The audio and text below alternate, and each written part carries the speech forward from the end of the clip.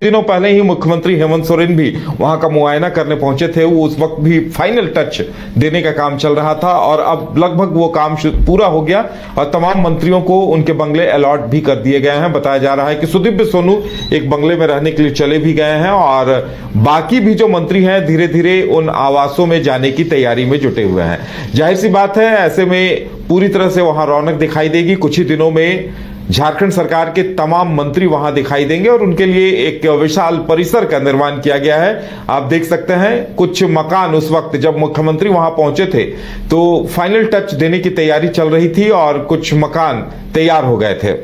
तो अब तमाम मंत्रियों को वो सभी बंगले अलॉट किए जा रहे हैं और ज्यादा जानकारी के लिए इस वक्त हमारे साथ हमारे संवाददाता अमित जुड़े हुए हैं। अमित, किस तरह से क्या कुछ रौनक वहां की बदल गई होगी, वहां रौनक दिखाई दे रही होगी? कौन कौन मंत्री वहां पहुंचे हैं? क्या किसी से मुलाकात हुई क्या आपकी? जी उदय, बता दें कि जितने भी मंत्री हैं झारखंड सरकार के सभी को जो डुप्लेक्स है वो अब उसकी चाबी सौंप दी गई है।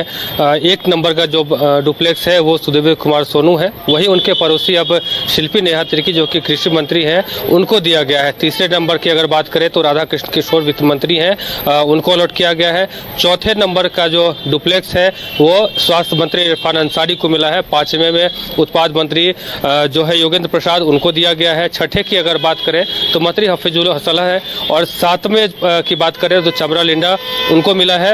वही आठवें की अगर बात की जाए तो दीपक बेरुआ और नौवां जो डुप्लेक्स नंबर है उस पर दीपिका पांडे उस डुप्लेक्स में रहेंगी। 10वें की बात करें तो जो स्कूली शिक्षा मंत्री हैं रामदास सोरेन, उनको दिया गया है। और 11वें की बात करें तो आरजेडी कोटे से जो मंत्री हैं संजय यादव, उनको दिया गया है। यानी कि अब तमाम जो मंत्री हैं उनको डुप्लेक्स मिल गया है। काफ़ी जो लेटेस्ट टेक्नोलॉजी है उससे बनाया गया ये डुप्लेक्स अब तमाम जो झारखंड के मंत्री हैं उसमें रहेंगे। सुदीव्य सोनू तो अब रहना भी वहाँ शुरू कर चुके हैं। इसके अलावा सभी मंत्री अब धीरे धीरे उनको ये अलॉट किया भवन निर्माण की तरफ से। ये तमाम जो मंत्री हैं उनको भी दिया गया, जो ये डुप्लेक्स है उनकी चाबी सौंपी गई है।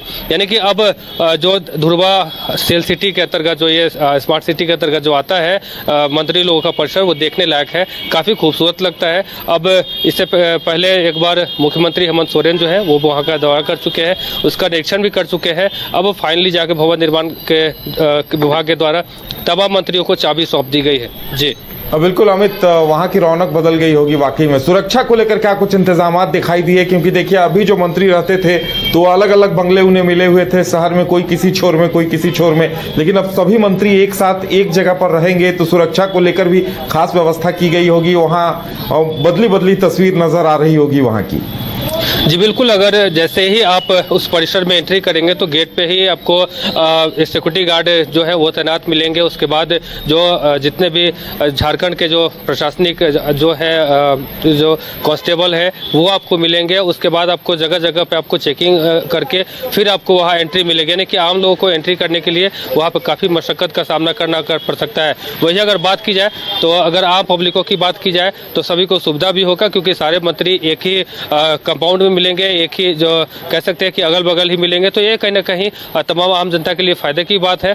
वहीं अगर सुरक्षा की बात की जाए तो सुरक्षा पे को लेकर के उन्हें काफ़ी जो है मशक्कत करना पड़ेगा एंट्री करने के लिए, क्योंकि काफ़ी सुरक्षा व्यवस्था जो है वो काफ़ी वहाँ पे किया गया है। जी चलिए अमित, हमारे साथ जुड़ने के लिए और तमाम जानकारी देने